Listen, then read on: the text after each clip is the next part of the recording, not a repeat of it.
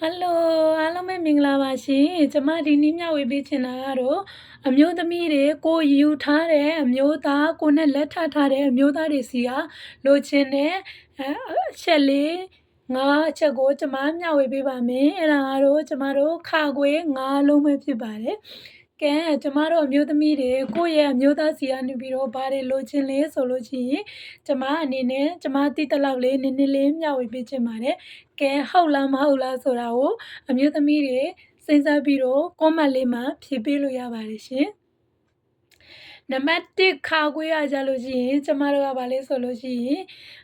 ရှိုးတာပြိုးတာကိုကျမတို့လိုချင်ပါတယ်ဟုတ်ပါတယ်ကျမတို့ကကိုချစ်သူပဲဖြစ်ဖြစ်ကိုယ့်ရဲ့ပါဒနာပဲဖြစ်ဖြစ်ကြမ်းကြမ်းတမ်းတမ်းပြိုးတာနဲ့တခြားလူတယောက်ကြမ်းကြမ်းတမ်းတမ်းပြိုးတာနဲ့ကျမတို့ရဲ့ခံစားချက်ဖီးလည်းမတူဘူးပေါ့နော်ကိုယ်ချစ်တဲ့လူတယောက်ကကိုယ့်ကိုအဲ့လိုမျိုးကြမ်းကြမ်းတမ်းတမ်းနေပြိုးလာပြီဆိုလို့ရှိရင်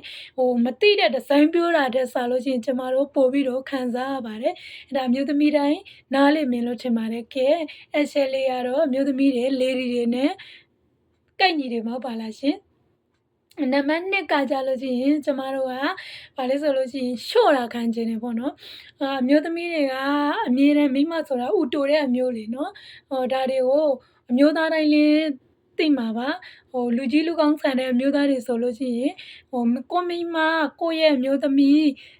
စိတ်ကောက်နေတယ်မိမစိတ်ကောက်နေဆိုလို့ရှိရင်ဒါလျှော့ရမယ့်တာဝန်ကတော့ယောက်ျားလေးတွေရဲ့တာဝန်တစ်ခုအနေနဲ့ကိုဖြစ်နေပြီပေါ့နော်တာဝန်မဟုတ်ရင်လည်းတာဝန်ပေးလိုက်ပါမယ်အဲဆိုရင်မိမဆိုတဲ့အမျိုးကကြလို့ရှိရင်မလာနဲ့သွား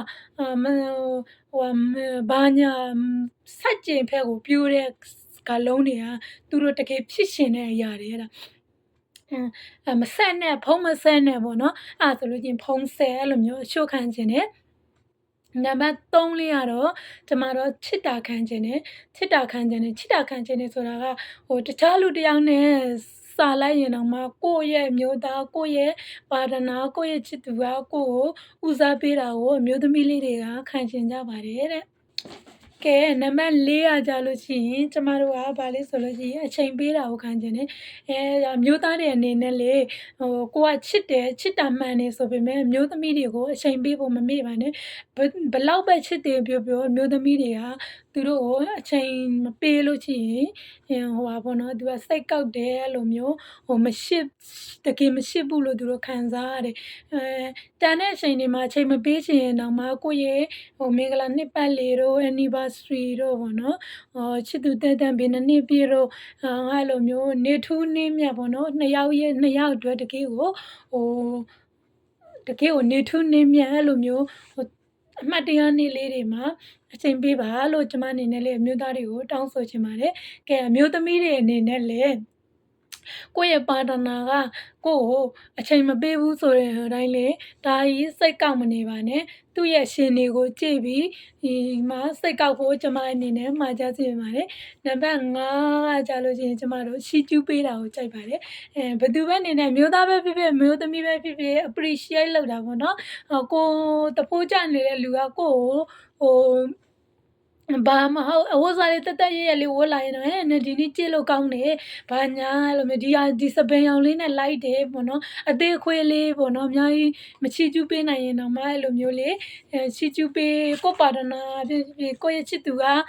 ချီကျူးပေးလို့ရှိရင်ကိုတွေကပို့ပြီးတော့အမျိုးသမီးလေးတွေကenergy တွေခွန်အားတွေရစေပါတယ်တခြားလူတွေချီကျူးပေးတာတဲ့ဆိုင်ရင်ကို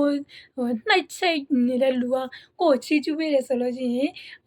တားကိုပြည့်ချင်စေတဲ့ဒိုဖီမင်ဆိုတဲ့ဟော်မုန်းလေးတွေပေါ့နော်အဲ့လိုမျိုးဟော်မုန်းလေးတွေလေးထွက်ပြီးတော့ကျမတို့